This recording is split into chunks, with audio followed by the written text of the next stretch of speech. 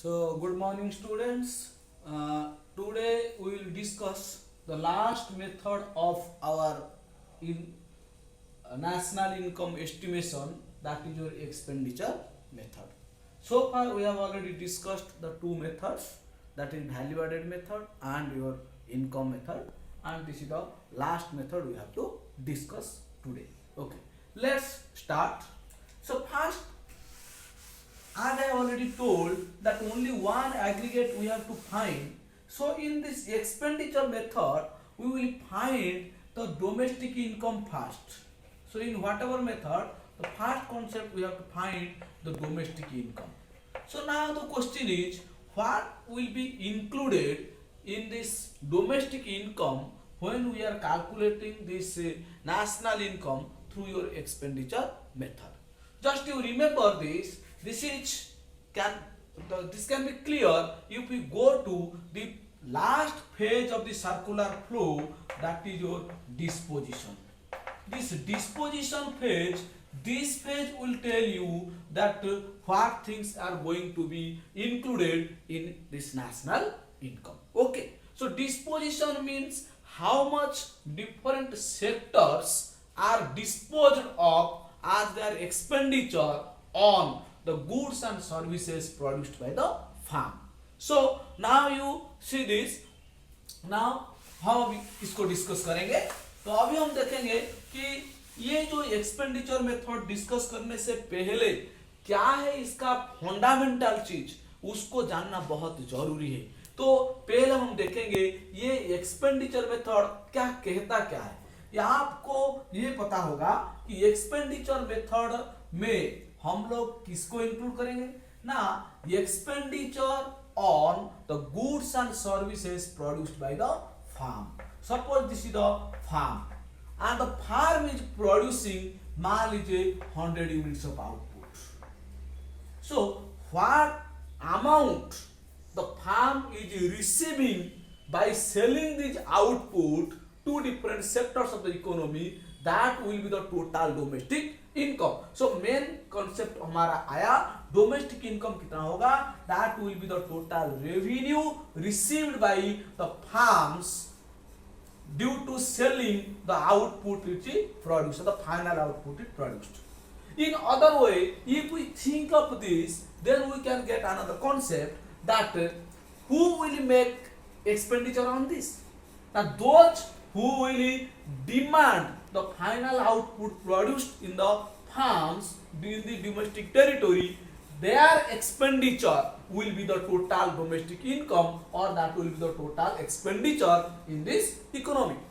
So now come to the concept that who will spend on or who will make expenditure on this output produced by the farms. So basically this will be demanded by different sectors of the economy. तो अभी हम यहाँ पे लेंगे जो different sectors. First हमारा household, आपको पता है this is the household, this the first sector. Then your आपका आ जाएगा यहाँ पे फार्म, और नेक्स्ट है आपका गवर्नमेंट, और last one is the external sector. These are the four sectors who will make expenditure on the final output produced by the farms. So अभी हम देखेंगे कि ये सब कितना कितना एक्सपेंडिचर करते हैं. तो अभी हम देखेंगे इनका पहले एग्रीगेट एक्सपेंडिचर कितना है. इनका एग्रीगेट एक्सपेंडिचर जो होगा, हाउस होल्ड का एग्रीगेट एक्सपेंडिचर आपको पता है कि the final output which are produced in the economy that are meant for either consumption or for investment. So household basically consumption expenditure करता है.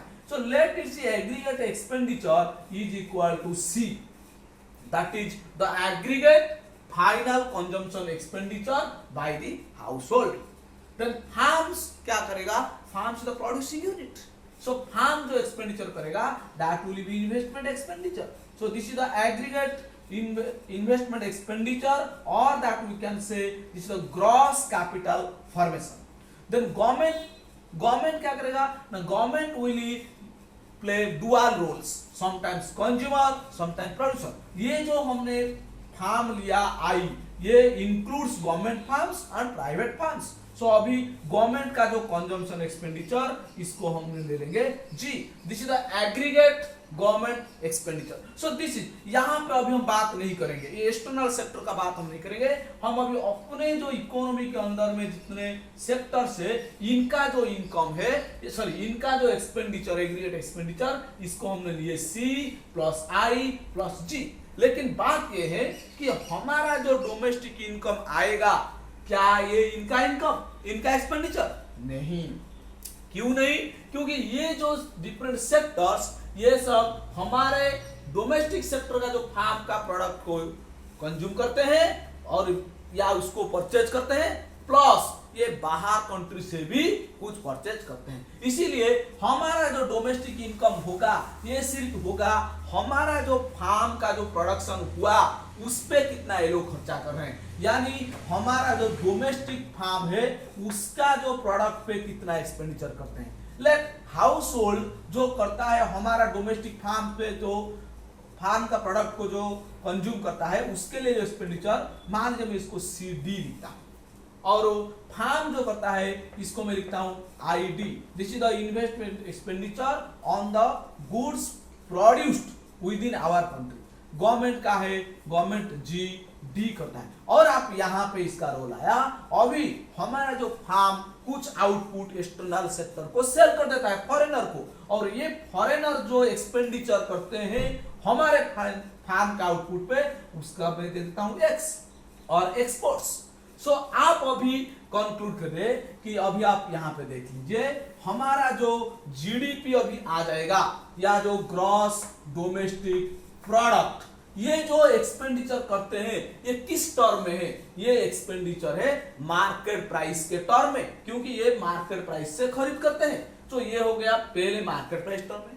दूसरा हो गया ये किस पे expenditure? Expenditure on the final output produced by the farms in the domestic territory. तो ये हो गया डोमेस्टिक प्रोडक्ट, और ये सब ग्रॉस टर्म में है इंक्लूडिंग डेप्रिसिएशन, इसीलिए ये होगा आपका जीडीपी एमपी। सो मैं अभी अगर लिखूंगा हमारा जो जीडीपी एमपी है, ये हो जाएगा आपका कितना? C D plus I D plus G D plus X. Is it clear now? So ये अभी आप देख लीजिए, ये है टोटल डोमेस्टिक सेक्टर में जो एक्सपेंडिचर आएगा। लेकिन आपको ये पता है कि ये लोग जब बाहर से भी कुछ चीज खरीद करते हैं तो उस पे भी खर्चा करते हैं, यानी फॉरेन का जो गुड करते हैं उस पे कुछ एक्सपेंडिचर करते हैं। चलिए हम उसको लिखते हैं, ये क्या कहलाएगा? मान लीजिए हाउस होल्ड सेक्टर जो बाहर के देश के जो सामान खरीद करता है उस पे जो कंजम्पशन एक्सपेंडिचर करता है, ये है सीएम, यानी import expenditure on import of consumption goods. ये फार्म जो करता है इन्वेस्टमेंट के लिए जो परचेज करता है बाहर से, आईएम लिखता हूं मैं, इसको लिखता हूं जीएम, इसको तो कोई जरूरत नहीं है।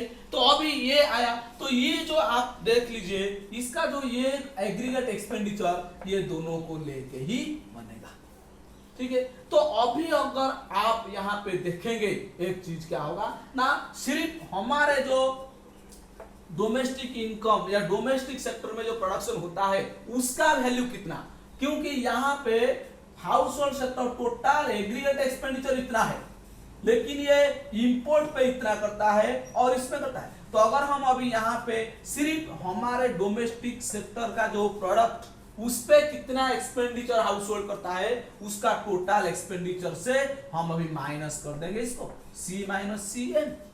जैसे ही फार्म का हमारे जो डोमेस्टिक सेक्टर में जितना इन्वेस्टमेंट एक्सपेंडिचर कितना होगा, तो that will be equal to I minus I N, और गवर्नमेंट का भी कितना होगा ना, G D equal to G minus G N. तो अभी अगर हम ये पहला इक्वेशन में इसका वैल्यू को अभी लेके मैं पुट करूंगा, तो मेरा अभी जीडीपी एमपी कितना हो जाएगा, GDP MP that will be equal to कितना होगा, यहाँ पे देखिए मैं सी डी के जगह पे लिखूंगा सी माइनस सी एम प्लस, यहाँ आई डी के जगह पे मैं लिखूंगा अभी आई माइनस आई एम और यहाँ पे मैं लिखूंगा जी पे, जीडी पे लिखूंगा जी माइनस जी एम और प्लस मैं यहाँ पे लिखूंगा एक्स। ये क्लियर होगा। तो ये जीडीपीएमपी जो है ये वही है। तो अभी मैंने इसको थोड़ा सॉल्व कर दूंगा तो अभी हमारा आ जाएगा। देख लीजिए आप कि यहाँ पे ये जो जीडीपीएमपी हमारा कितना हो जाएगा ना, मैं अभी इसको ले लूंगा। मैं सबको पहले कर दिया, ये सी, ये आई plus G plus X minus, मैं अभी माइनस सी एम को यहाँ पे लूंगा प्लस इसमें आई एम को लूंगा प्लस जी एम को। तो ये अगर हम अभी 3 कर दिए तो ये तीनों क्या है ना, टोटल एक्सपेंडिचर ऑन इंपोर्ट्स। तो मैं इसका नाम अभी दे दूंगा एम। तो जब इसको मैं एम दे दूंगा तो मेरा अभी इक्वेशन क्या हो जाएगा ना, that will be equal to C plus I plus G plus X minus M. तो ये एक्चुअली है टोटल जीडीपी 8 एमपी, ये होगा जीडीपीएमपी। ये क्या है ना, that will be equal to C means aggregate consumption expenditure of the household sector और प्राइवेट फाइनल कंजम्पशन एक्सपेंडिचर। ये क्या है, ये ग्रॉस इन्वेस्टमेंट एक्सपेंडिचर और ये क्या है गवर्नमेंट फाइनल कंजम्पशन एक्सपेंडिचर और ये है नेट एक्सपोर्ट्स। इसीलिए हम यही फॉर्मूला ही अप्लाई करेंगे, यानी टोटल डोमेस्टिक इनकम जो हमारा आएगा तो in terms of total expenditure ये होगा private final consumption expenditure plus investment gross investment और ग्रॉस कैपिटल फॉर्मेशन और गवर्नमेंट फाइनल कंजम्पशन एक्सपेंडिचर और नेट एक्सपोर्ट्स। तो अभी हम क्या करेंगे ना, ये जो जीडीपीएमपी करेंगे इसका फॉर्मूला हम अभी अकॉर्डिंगली लिख देंगे। तो हम हमारा जो जीडीपीएमपी अभी निकलेगा जो gross domestic product market price, ये होगा सी plus I plus G plus X minus M. तो ये क्या है, सी हो गया आपका प्राइवेट फाइनल कंजम्पशन एक्सपेंडिचर और ये क्या होगा आई हो जाएगा आपका ग्रॉस इन्वेस्टमेंट और इसको आप कह सकते हो gross domestic capital formation. G क्या है, that is government final consumption expenditure और एक्स माइनस एल क्या है, that is exports minus imports और that is equal to net exports और you can say net exports. So ये चारों को जो आप जोड़ेंगे एक्सपेंडिचर मेथड में आपको मिल जाएगा जीडीपी मार्केट प्राइस। तो इसमें क्या होगा, ये डायरेक्ट दिया रहेगा, ये भी डायरेक्ट दिया रहेगा, ये भी दिया रहेगा। ओनली इसी में कभी कभी क्या होता है अलग अलग टर्म देता है, ग्रॉस फिक्स्ड कैपिटल फॉर्मेशन देता है। तो फिक्स्ड कैपिटल फॉर्मेशन दे देगा, इसमें हम इन्वेंटरी इन्वेस्टमेंट को जोड़ेंगे या चेंज इन स्टॉक को जोड़ेंगे, क्योंकि फार्म जब क्या करता है ना टोटल इन्वेस्टमेंट एक्सपेंडिचर करता है, कुछ फिक्स्ड एसेट एक्सपेंडिचर करता है और कुछ जो करता है सेमी फिनिश्ड गुड्स और जिसको कहते हैं आपको कुछ इंटरमीडिएट गुड पे भी करता है, but that will be also investment expenditure. So ये चारों को जोड़ के हम अभी निकालेंगे GDP MP. So let's start one problem. एक प्रॉब्लम हम सॉल्व करेंगे तो उसी में से हमको ये पता चल जाएगा कि एक्चुअली हमारा ये नेशनल इनकम कैसे कैलकुलेट होता है इस मेथड। अभी आप देखिए यहाँ पे मैं एक प्रॉब्लम दिया हूं, calculate national income in the sense that is your NNP at factor cost। सो ये सब आइटम्स दिया है। अब हम क्या करेंगे ना, इसको लेके हम अभी ये निकालेंगे। तो पहले चलिए हम अभी निकालते हैं। मैंने बताया एक्सपेंडिचर मेथड में हम जो करेंगे, पहले हम लेंगे GDP at market price, that is equal to C plus I plus G plus X minus N. Clear. तो अभी हम देखेंगे ये हमारे सी क्या दिया है, यानी private final consumption expenditure, that is I. Then gross investment और gross domestic capital formation direct दे दिया है triple I plus government final consumption expenditure ये भी दे दिया है double I plus net exports export minus import और नेट एक्सपोर्ट्स भी डायरेक्ट दे दिया है आई भी। अभी हम यहाँ पे वैल्यू सब पुट करेंगे ये है 2000 प्लस ये triple I that is your 200 then ये है double I that is 700 plus I भी net exports 300 so total this will be how much 2000 तो 3200 ये आया आपका जीडीपी एमपी।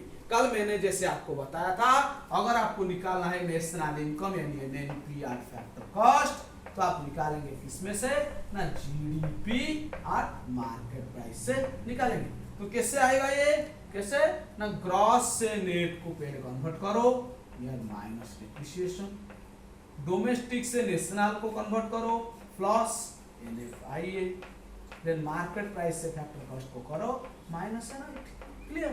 तो अभी हम यही एडजस्टमेंट को यहाँ पे लिखेंगे तो minus depreciation plus NFIA minus NIT देखेंगे ये टर्म का वैल्यू दिया है या नहीं।